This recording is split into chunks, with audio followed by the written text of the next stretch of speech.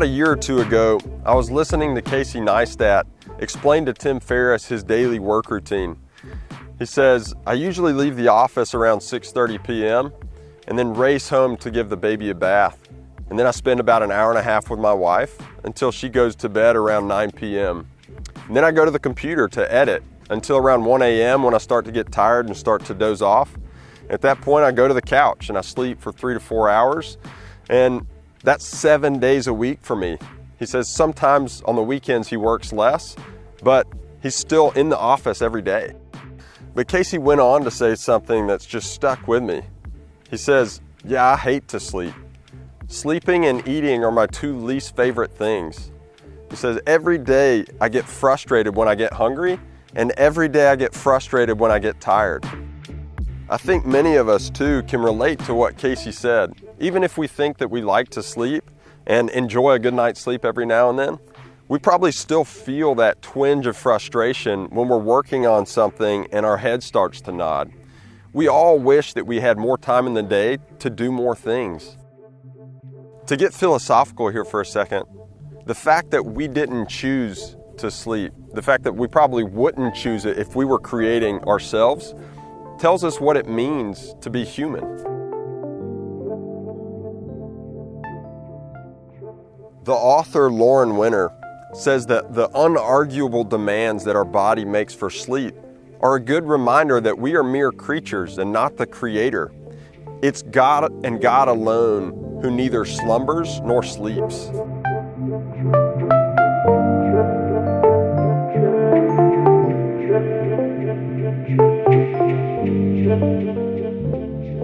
Sleep is a sign of our inherent limitations as human beings. Like food, it reminds us in a very concrete way that we're dependent on God for life. The French poet Charles Péguy wrote this, I don't like the man who doesn't sleep, says God. Sleep is the friend of man. Sleep is the friend of God. Sleep is perhaps the most beautiful thing I've created, and I myself rested on the seventh day. But they tell me that there are men who work well and sleep badly, who don't sleep. What a lack of confidence in me. Kicking against our necessity to sleep is one of the biggest signs of our distrust in God. And not only that, but it makes our lives a lot more miserable. Not getting enough sleep makes us more anxious. It makes us more prone to depression. It makes us more prone to getting sick. It makes us more likely to get into a car wreck, and we're less productive at work, among a host of other things. King Solomon says in Psalm 127, it is in vain that you rise up early and put off rest at night to eat bread earned by hard toil. All this God gives to his beloved in sleep. Another version says this, we put off sleep in vain, for God takes care of his beloved while they sleep. D.A. Carson says that sometimes the most godliest thing that you can do in the universe is get a good night's sleep. Not pray all night, but sleep.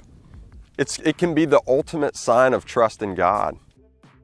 Think of Peter sleeping between the two guards in a prison cell, or Jesus sleeping on a boat in the middle of a storm. That is trust.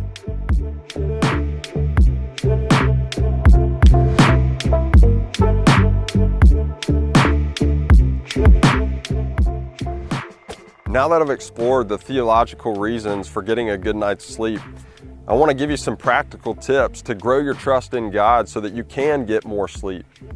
Now, it can be hard to just go to sleep earlier, especially if we have a really entrenched habit of staying up late. So the trick is to wake up earlier. A few days of waking up early and you'll naturally fall asleep earlier because you'll be tired. But getting up early so that you'll feel really tired at night when you're ready to fall asleep probably won't be enough to help you get amazing sleep. It's going to require some other tweaks to your lifestyle. For instance, eating a big meal late at night before you go to bed can also prevent you from getting a good night's rest. It takes energy to digest food, which will probably wake you up in the middle of the night, and you might not be able to go back to bed. So getting a good night's rest could require us to eat dinner earlier. Another thing is working too late. We've probably all worked right up until the point to we're ready to get into bed and find ourselves unable to sleep despite being really tired. When we don't shut off our work brains far enough in advance, our mind starts spinning with ideas and it's hard to turn off. So getting good sleep will require us to eat dinner earlier, which will require us to stop working earlier, which, as I've been saying this whole course, is an exercise in growing our faith in God. To conclude this video, I want you to see how all of these healthy habits are intertwined. When you're eating healthy and exercising and well hydrated, you're gonna get better sleep. And when you get better sleep, you're gonna feel a lot better and you'll probably have more motivation to exercise.